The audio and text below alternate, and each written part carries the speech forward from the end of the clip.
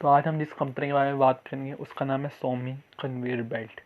तो कंपनी के नाम से पता चलता है क्या काम करती है, कन्वेयर बेल्ट बनाने का काम करती है, जो कि काफ़ी सारी इंडस्ट्रीज़ में, मेनली फैक्ट्रीज वगैरह में, जहाँ पे कोई हैवी लिफ्टिंग का काम किया जाता है, जो इजीली ट्रांसपोर्ट, मतलब एक फैक्ट्री के अंदर या कि थोड़ी सी डिस्टेंस वाली जगह पे हमें वो बेल्ट ही चलती हैं, और उसको बनाने का ये कंपनी काम करती है। तो सिर्फ इंडिया में ही नहीं, बहुत सारी कंट्रीज़ में कंपनी जो अपना प्रोडक्ट बेचती है, और एक लीडिंग कंपनी है इस सेगमेंट के अंदर। थोड़ा सा इस कंपनी के बारे में स्टडी करते हैं कि वर्थ भी है ये कंपनी खरीदने की। सबसे पहले हम आ जाते हैं कंपनी के चार्ट के ऊपर। तो आज तकरीबन 6% के यहाँ पे अप चल रहा है कंपनी। तो अगर 5 डेज़ का चार्ट देखा जाए तो 32% है।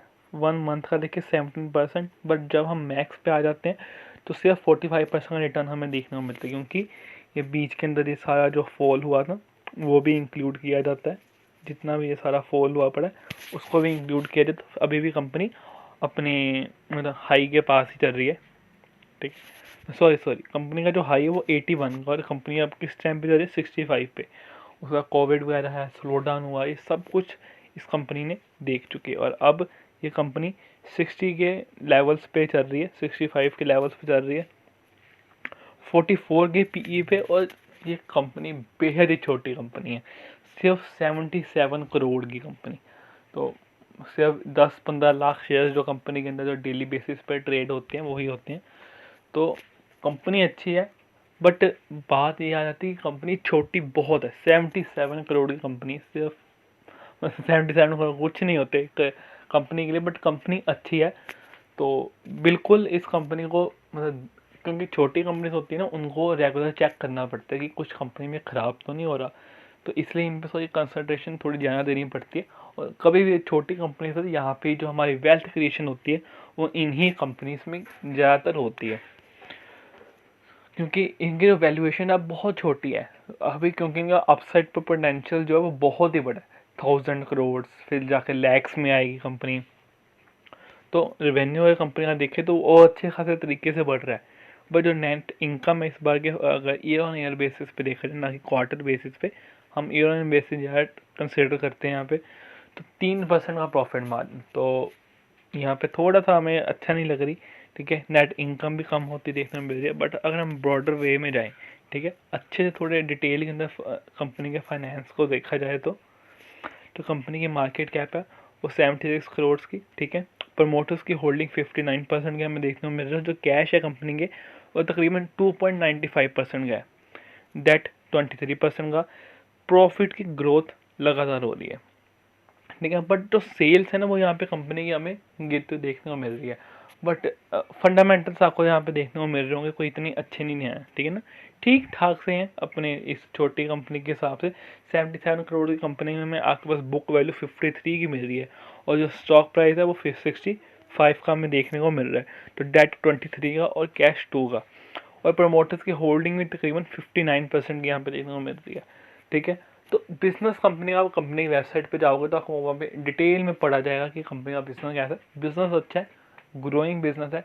जैसे जैसे एक्टिविटीज़ मैन्युफैक्चरिंग बढ़ती जाएगी तो इसकी जो प्रोडक्ट्स की वो नीड्स भी बढ़ेगी ऑब्वियसली। ठीक है, तो कंपनी में अगर जो फंडामेंटल्स हैं उसको एक साइड पे रख दो, बट जब आप कंपनी के चार्ट्स पे आ जाते हैं ना तो वहाँ पे आपको कुछ बहुत अच्छा देखने को मिलेगा। तो चलें वहाँ पे।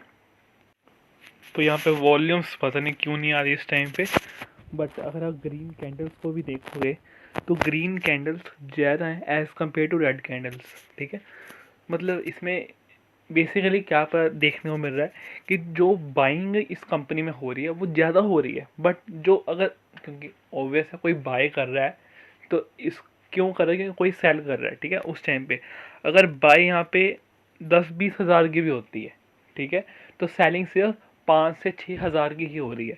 मतलब जो बाइंग करने वाले बैठे हैं वो लोग बहुत बैठे हैं। ठीक है, और जो बेचने वाले बैठे हैं वही जो जिनको कोई प्रॉब्लम या पार्शियल प्रॉफिट बुक और जो प्रॉब्लम्स उनको जिस हिसाब से भी लोग वो सेल कर रहे हैं।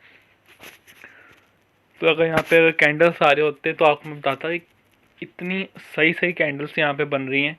ठीक है, वॉल्यूम न्यू फ्रेश वॉल्यूम आज भी इस कंपनी में दिखाई दी है।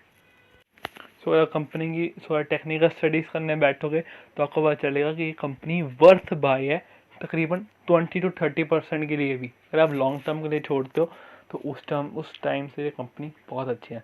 तो मैंने इस कंपनी को इसलिए ख़रीदा, एटलीस्ट जो मेरा मिनिमम टारगेट्स है वो इस कंपनी के अंदर 1 साल से ऊपर के ही जाने वाले हैं। तो क्योंकि पता है कंपनी अच्छी है, चलने कंस्ट्रक्शन एक्टिविटीज़ चलनी शुरू हो गई हैं, ठीक है।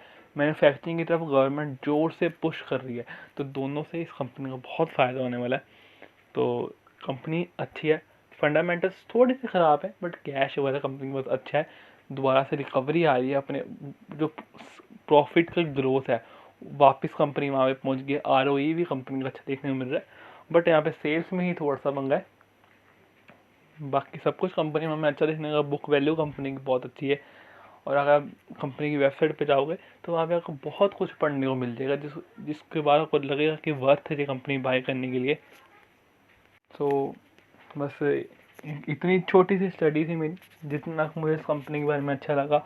और बाइंग इस कंपनी में मेरी होनी शुरू ऑलरेडी हो चुकी है।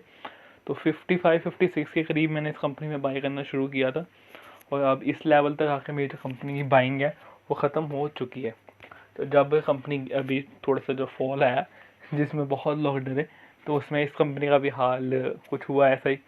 और बहुत अच्छी अच्छी कंपनी जो हमने पहले रिकमेंड की थी या स्टडी की थी इस चैनल के ऊपर आके, या मैंने इंट्रोड्यूस करवाई थी, उनमें भी बहुत अच्छी गिरावट आई। बट अगर आप देखो गिरावट हफ्ते की थी, बट जब रिकवरी आई वो सिर्फ 2 दिन के अंदर ही सारी रिकवरी पूरी हो गई, और वो सारे जो स्टॉक्स हैं अब प्रॉफिट में आने शुरू हो गए। तो यही फ़ायदा होता है अच्छी कंपनीज को लेके रखने का। वो कंपनीज अच्छी थी, वो गिरी भी ज़्यादा, क्योंकि मैं आपको पहले ही बताया था जो लूज हैंड्स होते हैं वो वहाँ से माल निकालना था। मैंने भी जब गिरा मुझे पता था मेरी कंपनीज अच्छी हैं, डर क्या लें जब आपको पता है आपके पास जो चीज़ है वो अच्छी है, ठीक है। तो क्यों आप उसको सेल कर रहे हो? अगर मार्केट में सोना आप लोग खरीदते हो, अगर उसका रेट गिर जाता है तो उसको बेचते थोड़ी ना, और ख़रीदना शुरू करते ना। तो ये भी अगर आपको कोई कंपनी ऐसी मिल रही है जो सोने वर्गी कंपनी है, ठीक है, तो वो गिर रही है तो मेरे हिसाब से खरीदनी चाहिए। अगर कंपनी नहीं अच्छी तो मस्त मैं कहता हूँ उसको निकाल लो और जल्दी से छोड़ दो उस कंपनी को। जैसे वर्टोस, वो कंपनी वर्थ नहीं थी पाएंगे, हमने 20% लॉस पे उस कंपनी का बुक किया, और कई कंपनीज उसके बाद उठाई जिसने 50-50 60-60% का रिटर्न दिया। और कहाँ पे जो वर्टर्स के पैसे थे वो कितने अच्छे तरीके से रिकवर हो गए। तो ओवरऑल कंक्लूजन यही है, कंपनीज अच्छे तरीके से पढ़ो। और फंडामेंटल्स नहीं कई कंपनीज के अच्छे हमें लगते हैं, बट वो चार्ट्स पे कंपनी बहुत अच्छी देखने को मिलती है। तो अगर मैंने इस कंपनी में इसलिए ही बस बाइंग की थी क्योंकि फंडामेंटल्स कोई ज़्यादा अच्छे नहीं थे कंपनी के, बट बिजनेस मॉडल अच्छा है, ठीक है। चार्ट्स पे कंपनी जो कैंडल न्यू फ्रेश वॉल्यूम है वो बहुत ही ज़बरदस्त आ रही है। तो एटलीस्ट कम से कम तो 50-60% का प्रॉफिट आपको 1 साल के अंदर ईजिली इस कंपनी के अंदर मिल जाएंगे। सो कुछ भी करने से पहले अपनी स्टडी ज़रूर करना, जो कि बहुत ही ज़रूरी है।